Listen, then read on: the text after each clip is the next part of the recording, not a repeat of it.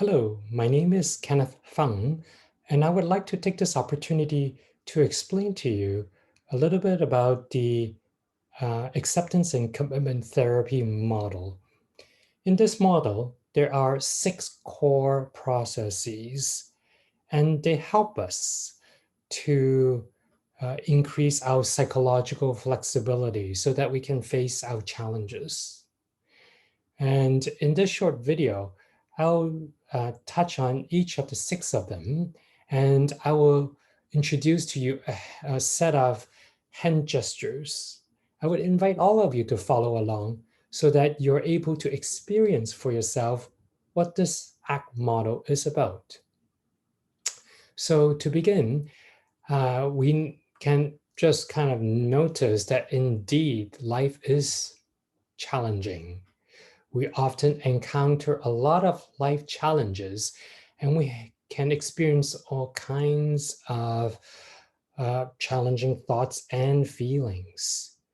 And so to begin, if you can put your hands together and, put some pressure between your two hands and against each other and experience a sense of stuckness. And that's where this presentation begins, because oftentimes we have a wide variety of emotions and thoughts that comes up when we encounter uh, difficult situations. And our emotions can range from sadness to anger to anxiety and fear, and maybe even hopelessness and a sense of just being overwhelmed, not knowing what to do. And we also have a variety of thoughts, from thinking about, oh, I just completely failed, or I suck in whatever that I'm doing, whatever my role is. Maybe I feel like I'm not living up to my expectations as a caregiver, or maybe I am uh, unsuccessful in my career or in my relationships with my family members, with my partner, or things are breaking down. So any kind of situations can bring about just a whole host of thoughts and feelings. And they come even naturally. It's not like we want to have all these challenging thoughts and feelings, but they just come bubbling up in all kinds of situations. So when we encounter this kind of stuckness, right? And by now, as I'm talking, maybe your hands are getting a little tired if you've been pushing your hands against each other. Now, let's experience what it would be like if we just allow our hands to come apart like this gently. So this motion of separating our hands, it's this process what we call diffusion. So if we are, instead of getting stuck and fused and being hooked in by our thoughts and feelings, is all stuck together like glue, and even pressing hard against it, there's a kind of struggling kind of experience. If we allow ourselves just some breathing room in between our two hands, this is what diffusion is about. It's about allowing some space between our thoughts, and between ourselves and our thoughts and feelings, right? So we allow some breathing space between ourselves and our thoughts and feelings. And as we allow some breathing room and some space between our thoughts and feelings, we have what we call diffusion. It's not about getting rid of our thoughts and feelings, like, we're not trying to get rid of all these so-called negative thoughts or negative feelings. The thoughts or feelings just come by honestly by themselves. It's not like we ask for them. It's not like we want them or not want them, but they just are there. And so we allow them that breathing space. That's the process of diffusion. Just introduce a little distance, a little breathing room.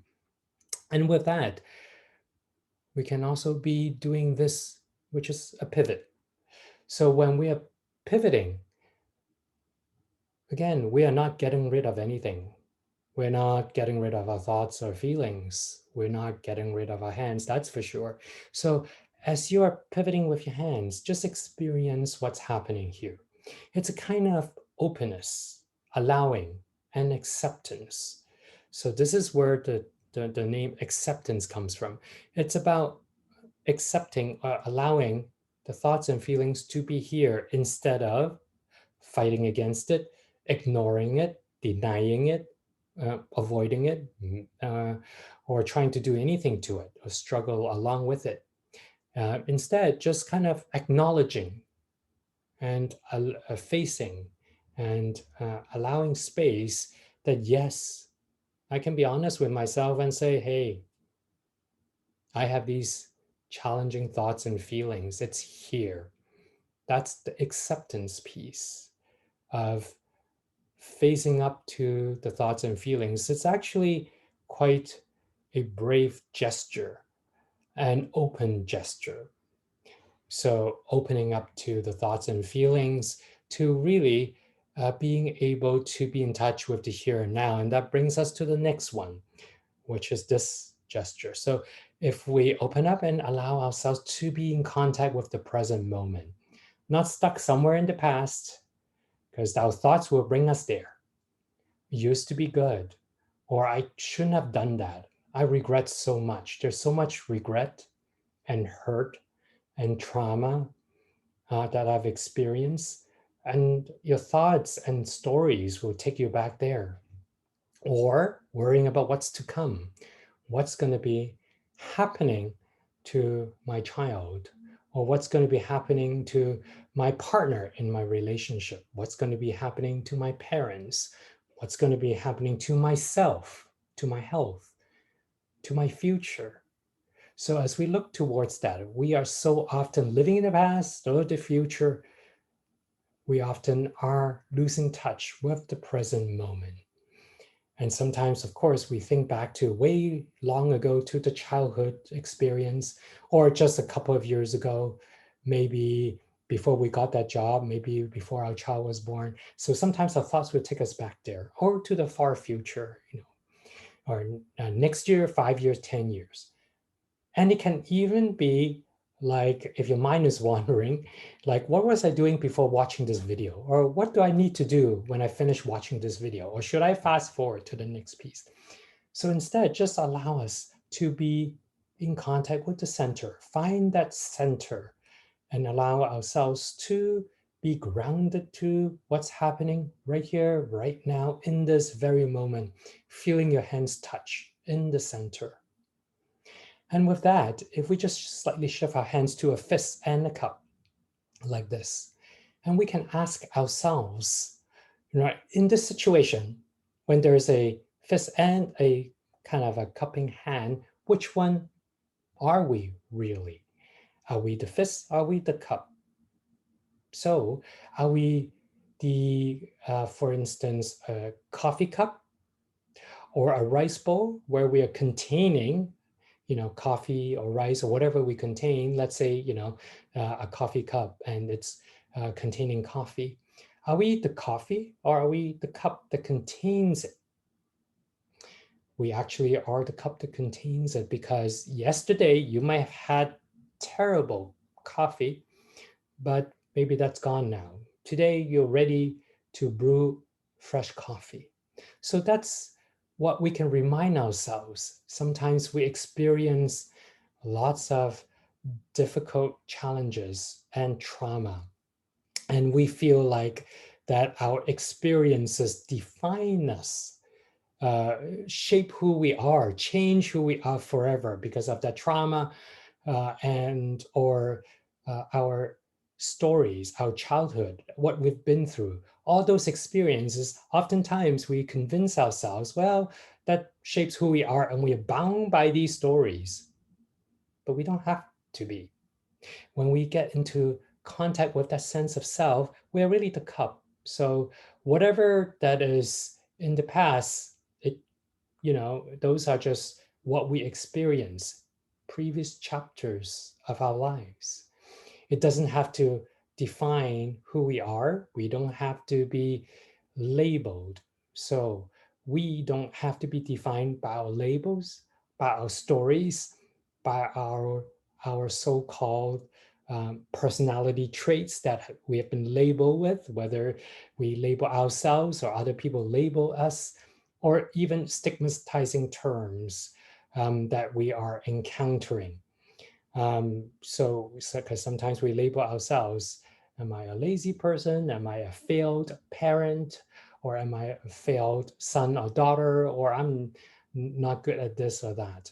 So instead of being wedded by it or any kind of preconceived notions about who we are, what we can and cannot do, what our strengths are, what our weaknesses are, sometimes we have them and we get stuck by them. If I believe I'm shy, then I would not do any action that is, that would take me out of my comfort zone. But instead, we see that these are things that don't have to define us, but we are the cup. So we can always just empty those narratives and have be ready for new experiences to pour into our lives. So every day we can have a fresh cup and experience what is to come and try something new. So bringing what we call self as context. So we are the context, we're not the content. We are who we are, and you are who you are. You've never been me. You've never been anybody else. You are always you, and you are always ready to experience new things and not be stuck with any label. So be in contact with who you are, the transcendent kind of self that you are you. And you don't have to be any kind of label. You are the self as context. And with that, we can pivot again a little bit and have this hand gesture. Hold up your hands and imagine you're in the desert and you don't want to let a single drop of water slip through your fingers. So ask yourself right here, right now, what is so precious to you in this life that you don't want to let it just slip through your fingers? And you know what this is? These are your values, what and who you care about. So we all have values. Nobody has no values. Everybody and you have your own values. And you can choose your own values. It doesn't have to be for any particular reason. You don't need to justify to anybody. Ask your heart what you really care about. Those are your values. And values are the most precious things in life. And they are a sense, they are what gives our life meaning, and they are a sense of direction. So just like east, you can never get to east, but it serves as a sense of direction. So we can make goals, and sometimes we achieve those goals, sometimes we fail at those goals, and sometimes we even need to make new goals, like we'll have to do a detour, just like your GPS is helping you to reroute or reroute a new path. So we can always do that. We can be flexible, and we can always look back. If we get sidetracked or we get lost, we orientate ourselves back to our values. Instead of being confused, we are in touch with what matters to us. And these are our values, a sense of direction. And we can never fail that. You can never fail that east. Whenever we get lost, we just check our compass and reorientate ourselves. And every time we walk towards that direction, we're taking one step towards east. So what does that look like? Well, it looks like action. So the last step is, once we are in touch with our values and we are clear what we care about and not in this autopilot mode, just going wherever life takes us, but intentionally commit to it. So pinky swear. So this stands for commitment. We can commit to ourselves and we can commit to our values. So once we know our values, it's not just about believing in it, it's about what you can do right now in this moment. It's about what you can do today in this moment to further our values. Take that one step forward. It doesn't have to be a big step, and it can be a huge step, But whatever it is one step towards our values. So that is the ACT model. And once again, then we can start from a place, if you can follow me along now, a sense of stuckness. Whenever you feel stuck, you can allow yourself just some breathing space between you and your thoughts and feelings. Whatever you're going through, doesn't matter how convincing your thoughts and feelings are. They may be very convincing. You might be feeling hopeless. You might be blaming yourself for a ton of stuff. They may seem so believable, and yet just allow some space, diffusing from it and allowing it to be their thoughts and feelings. They are here, allowing it to be in acceptance and bringing us back, bringing yourselves back to this present moment, grounded in the present, not in the past or future, in the present. And as you're being here in the present, you're being you, not the stories, not the label, not whatever personality or things that you define yourself, but we are the cup. We are the holder of our experiences. So you have a story, but you're not the story, right? So you are you, you're the human being that transcends the labels and stories, and you're here to have more adventures. And then where are we going? Well, be in touch with our values, what you care most about. And then based on what you care most about as a sense of direction, commit to it with action and take that next step now. So I hope that that's a good overview of the model of ACT. And whenever that you feel stuck, any of these ACT processes can become helpful. Now, it doesn't even have to be in any particular order. I have put it in an order so that it's a way of telling the story. And yet, certainly at any time, you can be in touch with your values. At any time, you can be committing to your actions. At any time, you can be bringing yourself back to the present moment. So any of these ACT processes, and if you work on them and you practice them every day, it is going to be a journey towards just increasing our ability to stretch, increasing our psychological flexibility, increasing our ability to face challenges of our lives as we encounter difficulties. Now, it's crucial to uh, uh, remind ourselves that when we talk about acceptance, it's about accepting our thoughts and feelings for what they are. They are thoughts and feelings. They are challenges. But it's not about, accepting our external life problems. We still have to solve them. In fact, once we accept the tremendous ups and downs of challenging thoughts and feelings, it actually empowers us to be able to face and tackle any challenge, both personally in our lives and also challenges that arise in our family and challenges that arise externally that we can do something about. Sometimes we neglect that we need to take care of ourselves, and we give ourselves lots of reasons, and we get stuck with a lot of reasons not to take care of ourselves. And we say we cannot take care of ourselves until our family is all taken care of, until our work is all done, until this, until that. Self-care is just as important. And similarly, sometimes in our relationships, we put certain relationships on hold and say, well, I guess I cannot really have a relationship until A, B, or C is done. And then sometimes we feel our career is on hold.